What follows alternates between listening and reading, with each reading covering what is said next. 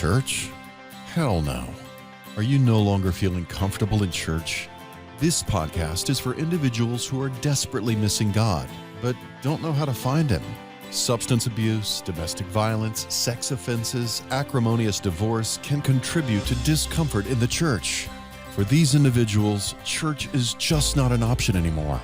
Ordained minister Dennis Hall and his guests invite you to listen to this podcast for topics that are inspiring, uplifting, and will bring hope to those who just feel church is not relevant in their lives today. I'm Dr. Dennis Hall, and I am delighted you're listening to our podcast today. You know, this is a really important time in our country. The truth is, we have to admit we've got a lot of unrest in our country. And I know that most of you, most of the listeners, and virtually everyone across America, you know, we've been hearing reports of organized groups protesting and interfering with the work of the federal agency known as Immigration and Customs Enforcement, ICE. They refer to them as ICE. But they're customs enforcement. They don't make the laws. They just enforce the law. And last Wednesday, our worst fears came to pass when one of these protesters was killed by an ICE agent while she was interfering with federal agents in Minneapolis. Federal ICE agents are carrying out a national effort to find and deport illegal immigrants, those who've broke the laws to get into our country, especially those with criminal backgrounds and who are fugitives from justice. You know, we're talking about those who've been guilty of assaults and murder and rapes and child molestation and sex trafficking, and on and on and on. This is our focus. And yes, other illegal immigrants get caught up in this effort because they're in our country illegally. And those national laws were passed by our Congress, not ICE agents. These are simply federal police officers. Now, if you've watched the news, then you may have seen the video footage of this incident in Minneapolis. In the footage, it's clear that these federal officers had asked Renee Nicole Good to get out of her vehicle, which she had used to block ICE officers' vehicles. And what did she do? Instead, she sped forward, even though one of the officers was in front of the vehicle.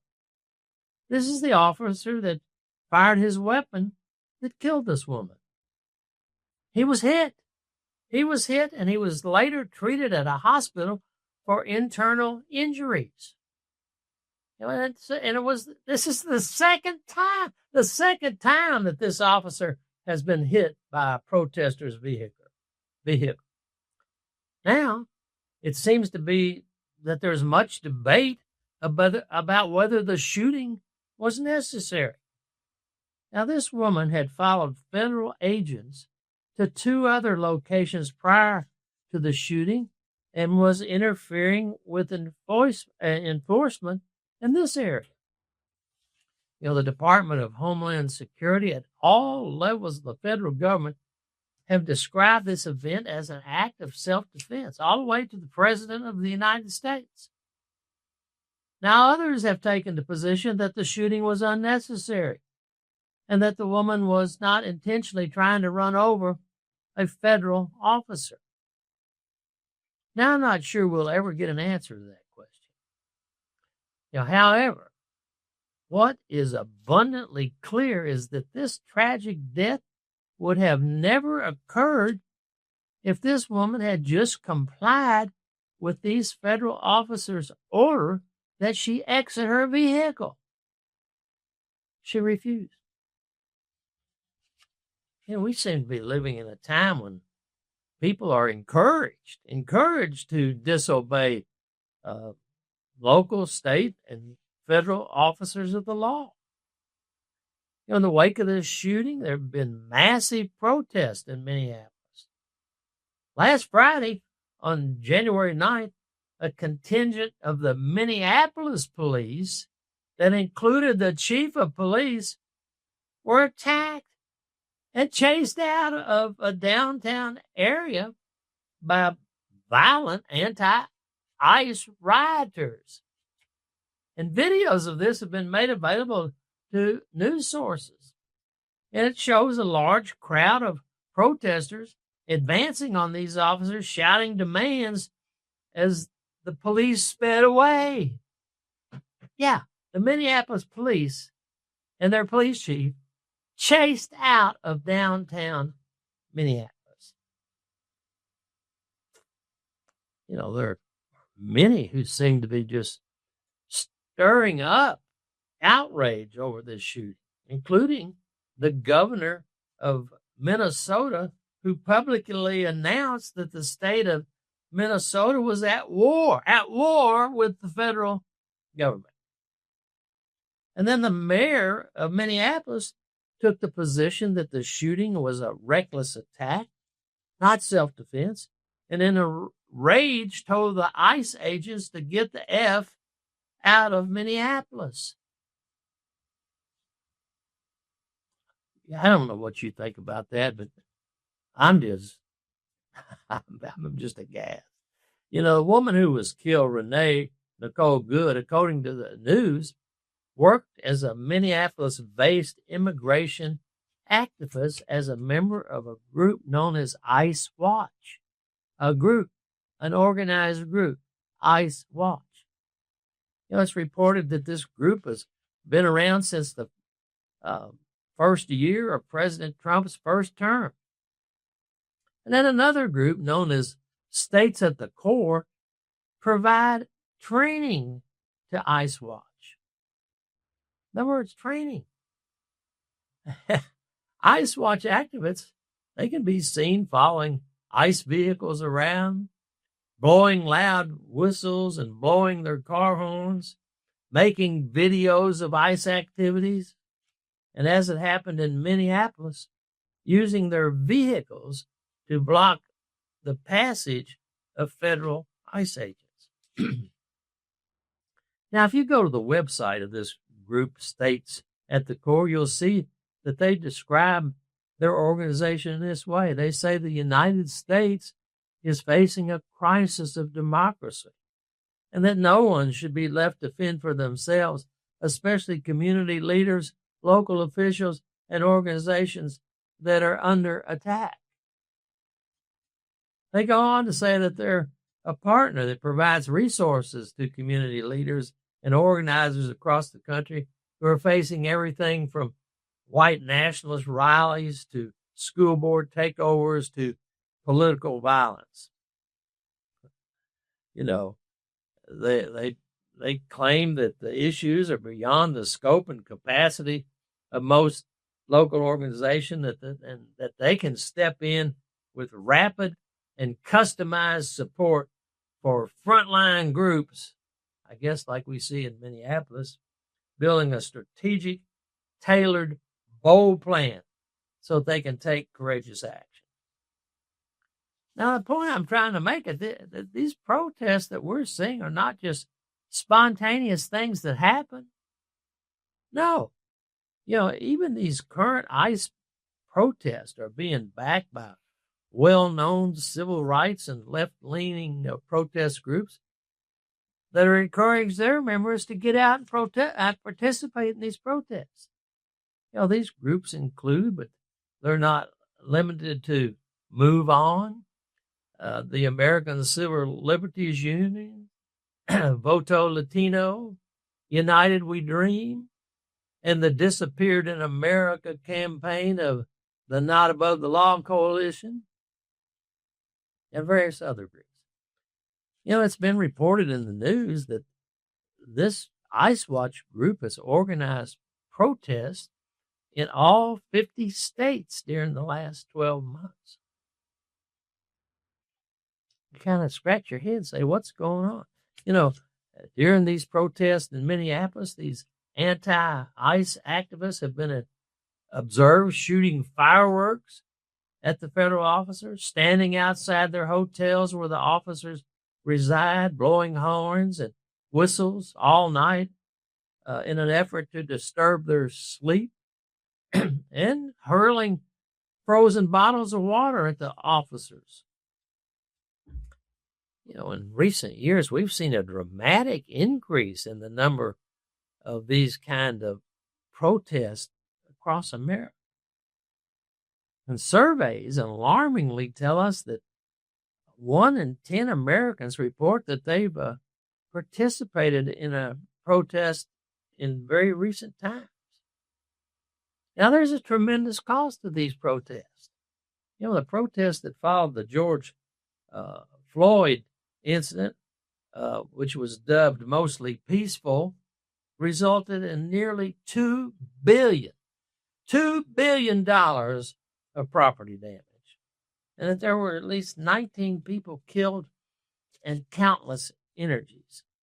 You know, Black Lives Matter and Antifa played a major role in spawning these protests. All these protests are a form of anarchy. Anarchy is typically defined as an absence of any form of government or established authority, resulting in a state of lawlessness or political disorder that signifies a total disregard for all forms of rule. Anarchy, you know, it's a millennia-old philosophy that basically advocates a stateless society. You know, today's anarchists are diverse. You know, they range from anti-fascist activists and climate protesters who use very direct action to some mutual aid organizations that provide community support. But all of them are united by opposition to what they consider oppressive hierarchy. You know, some of the key characteristics of these groups are anti-authoritarianism, meaning that they reject all forms of any kind of centralized hierarchical power, that they basically oppose government and capitalism.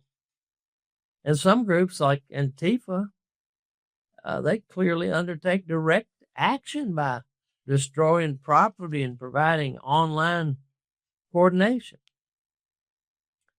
You know, in the United States, by the 1970s, anarchy was becoming a significant factor in what we call the radical ecology movement.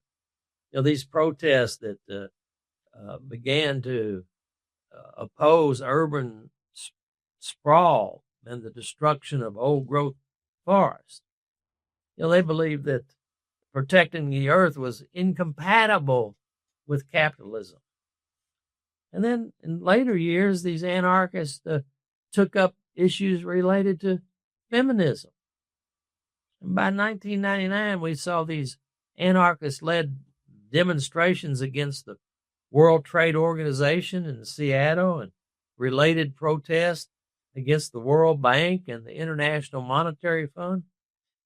You know, these modern-day revolutionary viewpoints began to spawn anarchist-led protests aimed at other things, you know, like police brutality or capital punishment, the gay rights movement, animal rights, vegetarianism, abortion rights, abolition of prisons, and the legalization of marijuana, and even the abolition of automobiles. In other words, get these pollution machines off the road. Now, the truth is, when the surveys tell us that 1 in 10 people are involved in this protest, we can only conclude that there's some kind of a movement underway. Something's going on. It seems to be a rebellion against any kind of rule. Now, I consider myself to be a God-fearing, law-abiding citizen. And it's very difficult for me to comprehend a philosophy that thinks society is improved when people rule themselves apart from all laws. When we see a video of local police and federal officers being pushed back by crowds of anarchists, usually property destruction and looting follows. A sense of rebellion and lawlessness has become pervasive in our country in recent years. This word anarchy comes from the Greek word anarchia, which means lawlessness, or from the word anarchos, which means lack of a leader. In the Merriam-Webster dictionary, the first two definitions of anarchy are A, absence of government, and B, the state of lawlessness or political disorder due to the absence of any governmental authority. And when we look at the synonyms for anarchy, what are the synonyms? Chaos, confusion, disorder, hostility, mob rule, nihilism, a reign of terror, riot, turmoil, and unrest. Now, is this what we're observing right now in front of our eyes, our televisions? These are all negative descriptions that reflect a mob mentality. And frankly, those who live through it can be hell on earth. Yes, hell on earth. Some modern day philosophers of anarchy see anarchy as a stepping stone to revolution. Now, even here in America, this happened when our country was pulling away from Britain in an effort to establish our own governing body. However, there was a specific goal to establish our own government so that we could avoid taxation without representation. So what's the goal? What is the goal of today's anarchists? They seem to be rebelling against our federal government on multiple fronts. Or are these people just merely tools for hire willingly being used by our woke media and political factions? It's very interesting that the third definition of anarchy in the Merriam-Webster dictionary is a utopian society of individuals who enjoy complete freedom without government. So we go from this attitude, this definition of just chaos and hell on earth, to a definition that some seem to apparently embrace, that it's a utopian society of individuals. In other words, utopian. It's utopia when we have freedom without government. So, even though most of us consider anarchy to literally be hell on earth, there are those who think the absence of any rule is utopia. Now, obviously, we have a divide here. Even the Merriam-Webster dictionary points out and notes that the meaning of anarchy, this idea of a utopia, wasn't used until the 19th century. But the truth is, this idea of self-rule is as old as the Garden of Eden. In the story of Adam and Eve, we find that God had created a utopia for them to live in. But he commanded them to not eat from the tree in the middle of the garden. a divine rule. And in this story, we see this lie unfold that we're better off ruling ourselves and that we can be our own God. And those that believe this lie are they're sadly mistaken. We read this exchange in Genesis 3, 4, and 5. You will not certainly die, the serpent said to the woman, the tempter. For God knows that when you eat from it, your eyes will be opened and you will be like God, knowing good and evil. You see, from the very beginning, mankind has struggled with the idea of anyone having authority over them, even divine authority. The scripture has a lot to say about anarchy and lawlessness. In the book of Judges, we read that an overall pattern had emerged when the people had rejected God's authority. They began to disregard lawful rule. And then we read this in Judges 21:25 when it says, in those days there was no king. There was no king in Israel. Everyone did what was right in their own eyes. That's what they were. This verse depicts, the disarray that arises when anarchical tendencies take hold and thrust a country to go down into just a continuous cycle of chaos.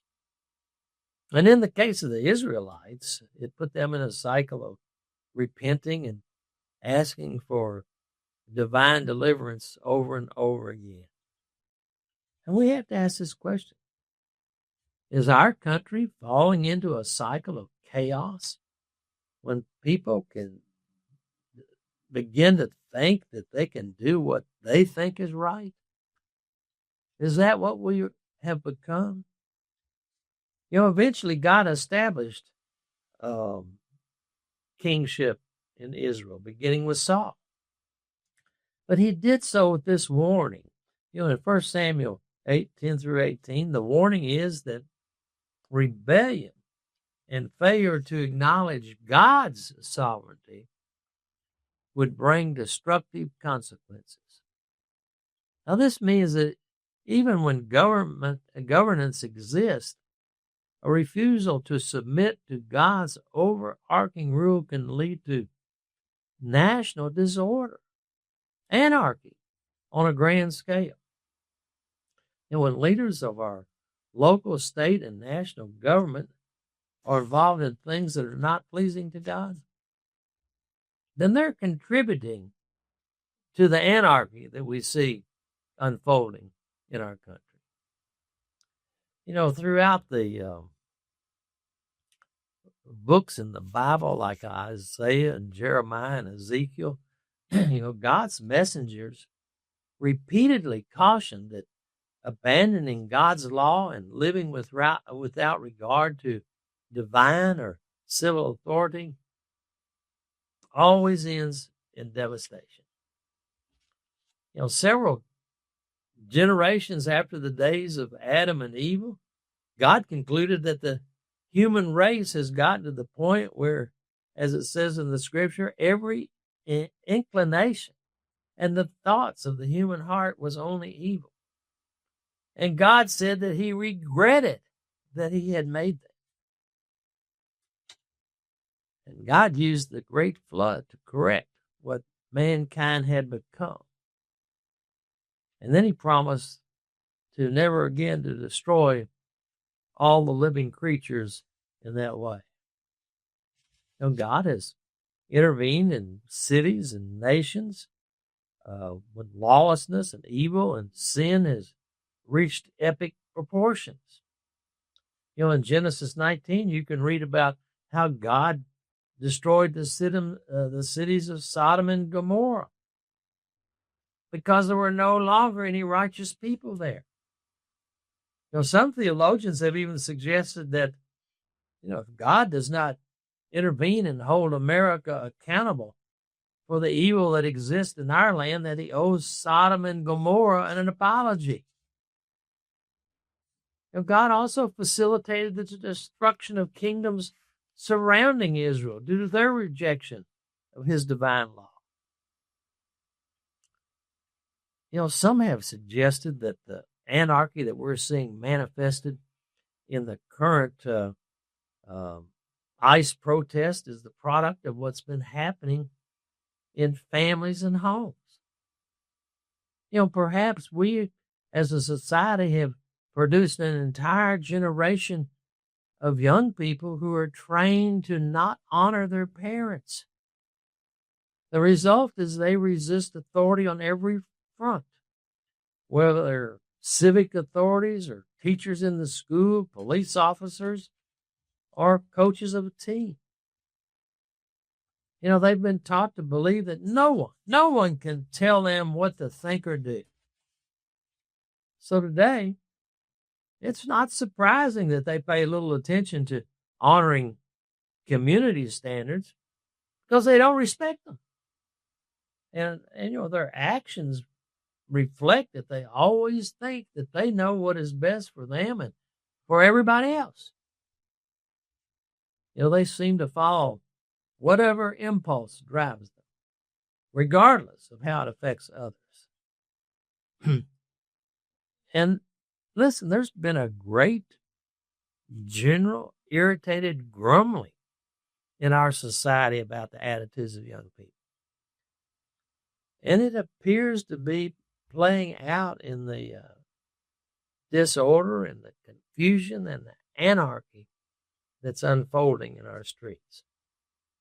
If this continues unchecked, our whole culture and society will have to devote its energies simply toward survival, squashing the spiritual and creative and intellectual things that are essential to individuals and our society's well-being. Now, it certainly seems to a lot of people that this is the path that America is following. The fallout of not honoring parents is that young people are feeling that they're being taken advantage of, or they feel driven to compete in everything. They exhibit a certain defensiveness when interacting with anyone in a position of authority. And as they grow up really not understanding what's necessary for a society to work. And therefore, they're willing to participate in sheer rebellion. Look at the crowds that are being depicted in the streets.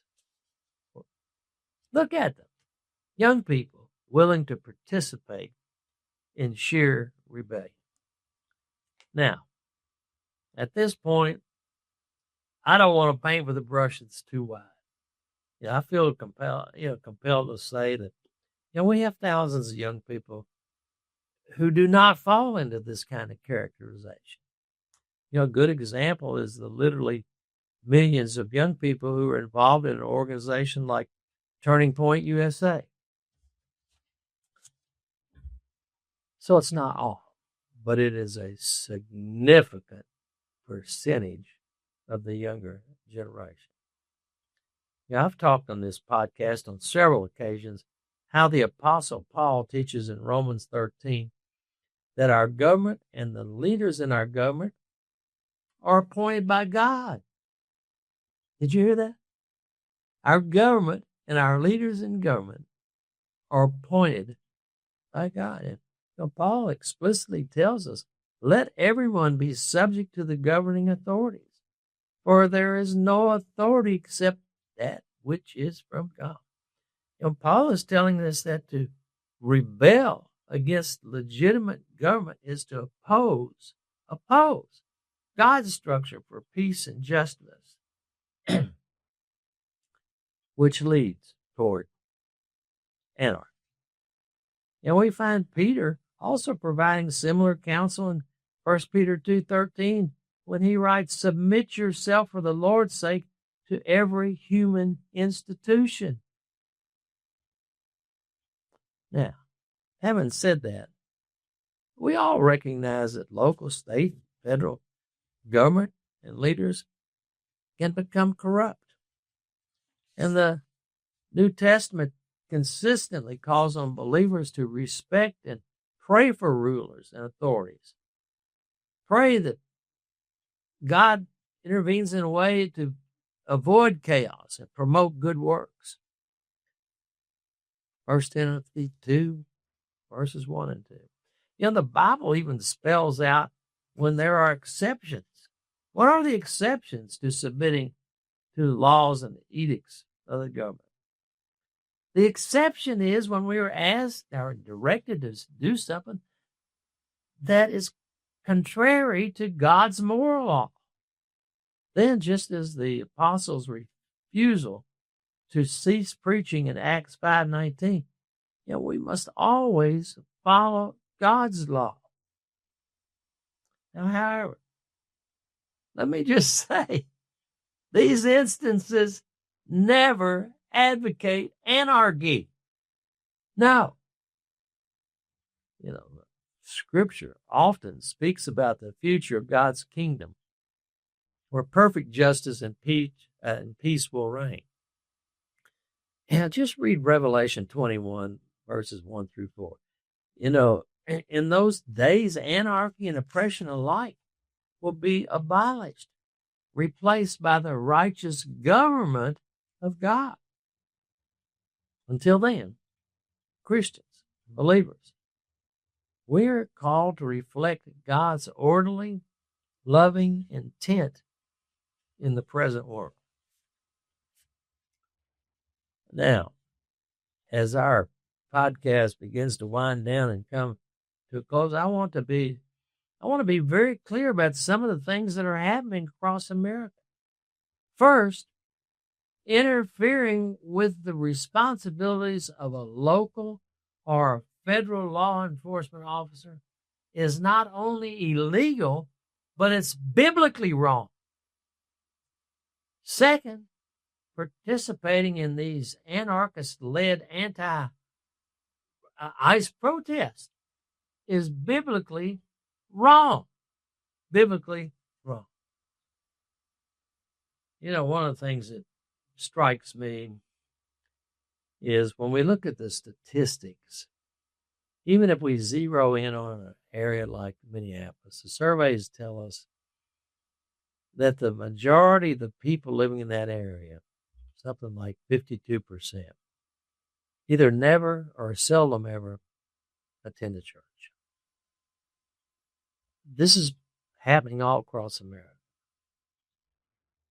We can't be involved. We believers, we can't be involved in these anarchist-led protests, especially when it involves the abuse of individuals and violence and destruction of property.